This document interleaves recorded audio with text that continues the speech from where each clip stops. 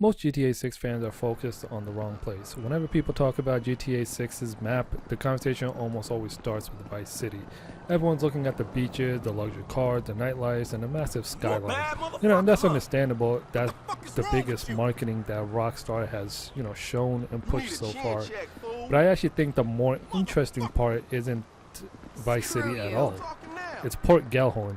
So those of you that don't know, Port Gellhorn is showed in some of the marketing.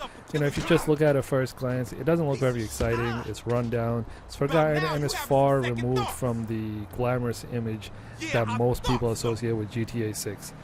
But the more you look into what Rockstar has officially revealed, the more it feels like this town could become one of the most important locations in the entire game. And let me tell you why.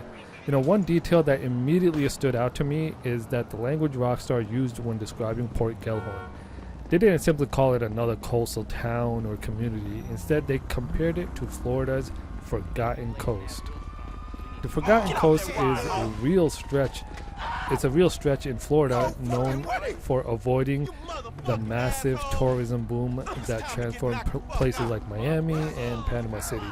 While other cities became packed with hotels, resorts, vacation traffic, and this region specifically stayed quiet, isolated, and economically behind.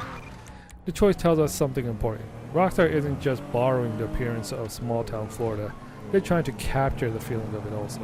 And the feeling is completely different from anything we've experienced in GTA before. Instead of endless tourists and expensive sport car, Port Gellhorn looks like the kind of place where businesses have been struggling for years. Motels are falling apart, roadside attractions have been abandoned, and whatever money once flowed through the town has disappeared. Rockstar even hints at their own official description, talking about cheap motels, closed attractions, and an economy that's shifted into survival mode. That immediately gives this town its own identity. It doesn't feel like a location that's only there because the map needed another town. It feels like somewhere people actually live, work, and struggle, which is the reality.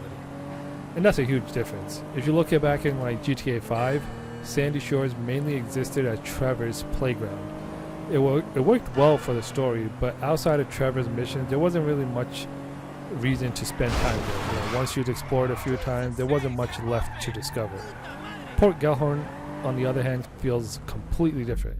Based on everything that Rockstar has shown so far, this town appears to have its own culture, businesses, day-to-day life. We've already spotted liquor stores, pawn shops, local entertainment venues, trailer parks, sports facilities, and plenty of other residential areas. That's a much richer foundation than simply having a few trailers scattered around the map. It suggests that Rockstar are building a community rather than just another random location to fill the map. And honestly, that's one of the biggest changes I expect from GTA 6 as a whole. If you played Red Dead Redemption 2, you probably remember how every settlement felt unique. Even the smallest towns had their own personalities and atmosphere. Walking through the Valentine felt completely different from visiting San Denis or Rhodes. I think GTA 6 is aiming for the same level of immersion. Instead of having certain areas exist purely for missions, each region seems designed to feel alive, whether you're following the story or just simply exploring. Port Gellhorn might not be the richest town in Leonida, but it probably won't have the biggest skyscrapers or flashy cars, but it could easily become one of the most believable places Rockstar has ever created.